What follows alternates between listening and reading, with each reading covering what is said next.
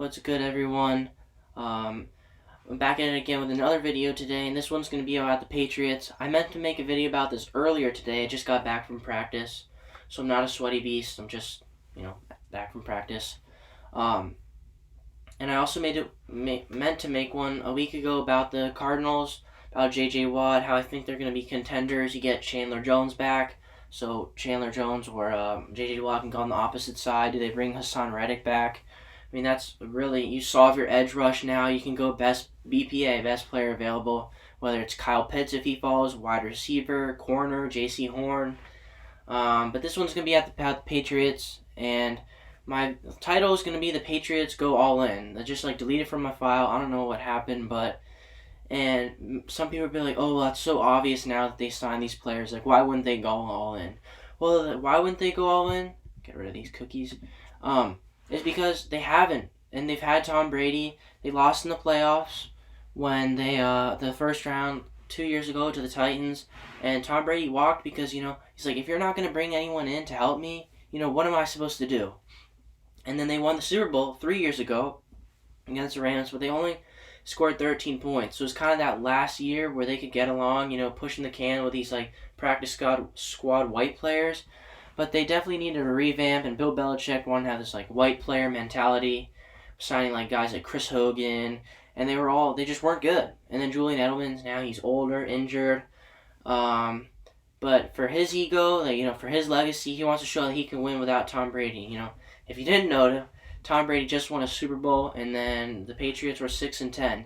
And some people might argue it's impressive that they went 6-10 with such a bad team, but it's not like they didn't have any cap space, and they traded down in the draft. My video that I just made prior, Jordan Love was available, and they traded down. They traded down from, I think it was 23 overall. They could have had Jordan Love.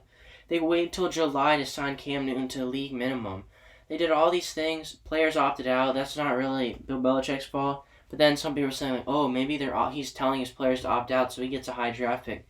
They're at number 15 overall. I bet, Mac Jones is probably their quarterback they're going to get.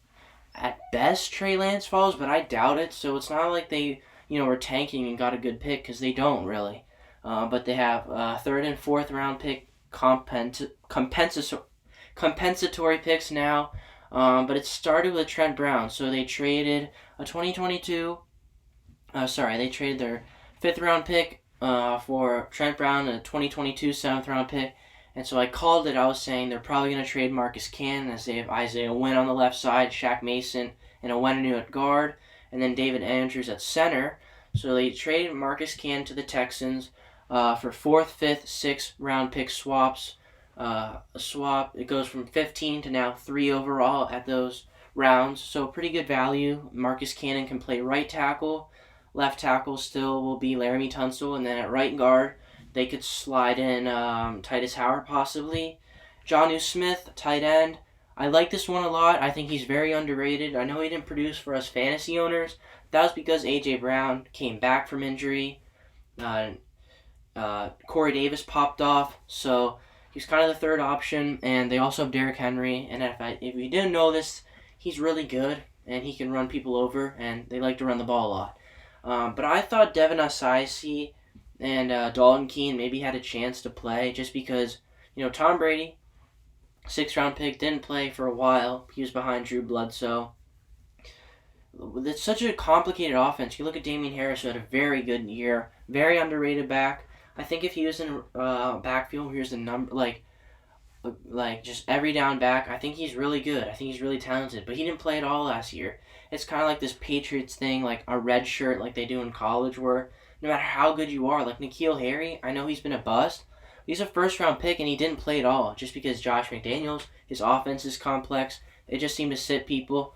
But they get Jonnu Smith. I mean, since Stephon Gilmore might be the most money they've spent on a player. Davon Godchuk's a very underrated defensive tackle from their in-division rival, the Miami Dolphins.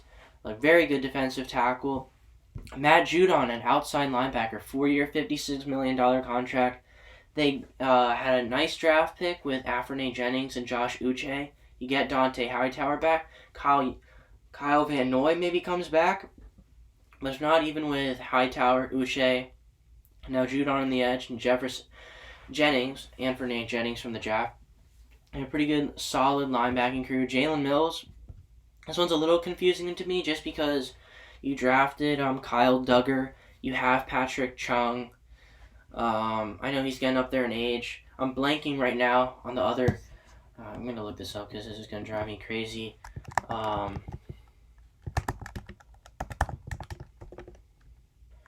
They have another good safety. Come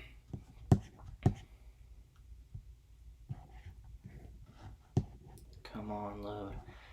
Yeah, Devin McCourty. And Adrian Phillips as well. So now you have five safeties. Doesn't make a whole lot of sense to me. Maybe there's some potential for one of these guys to slide down. Like Patrick Chung is fast. He's getting up there in age too. So maybe he walks, or Adrian Phillips. Maybe they cut those guys, save some more money. But Stephon Gilmore, I think he's gone. I do. I think they're gonna trade him. They got Jonathan Jones, who's a stud. J.C. Jackson, Jason McCourty. He's still there. Michael Jackson came back from the dead. No, but this guy's decent. But then they definitely need to ramp up the wide receivers. They signed Nelson Aguilar to a 2-year, $22 million contract, who here you go. With just type of versatility Bill Belichick loves, so maybe he can slide into boundary nickel corner. But so they signed Nelson Aguilar, who had a breakout year with the Raiders. Kendrick Bourne, a 3-year, $22.5 million contract. A very underrated free agent, in my opinion. I thought Washington was a good fit for him, but of course we're not being aggressive. Carl Davis, D tackle, and then Dietrich Wise, defensive end. So they have him, Chase Winovich on the end, Davon Godchicks in the middle, and then that other dude that I'm blanking on, Lawrence something. No, not Lawrence. Where is he? Lawrence Guy. Yeah, Lawrence Guy. You see Matt Judon, Juwan Bentley, Devontae Hightower, Chase Winovich, not a linebacker, he's a defensive end, Josh Uche. So, this is a solid defense now. They're kind of like this rugged team with good leadership in Devontae Hightower. They got receivers now. Look how good this offensive line is. This might be the best offensive line in the NFL. Maybe the Browns still hold that title, but this is a really good offensive line. Running backs, I think, are solid. Cam Newton, a lot of people want to say, he wasn't good. But before he got COVID, some people, they say COVID hits hard. And he wasn't quite the same after that. And also, you have to keep in mind, no receivers. There's a pro football statistic that, for like on-point balls that are just dropped. And Cam Newton had a really high rate, which means he was getting the ball to his receivers. They weren't catching it. And then he had 12 rushing touchdowns, led the league, or tied for the league, right? So, I think you give him another year in the system. I think Cam Newton, I think he's a good fantasy player, but I think he surprises some people. But I don't think the Patriots are done. I think maybe they bring in another quarterback for some, rivalry, potentially Marcus Mariota. Maybe he's a bit expensive. Maybe a younger guy, Tyrod Taylor.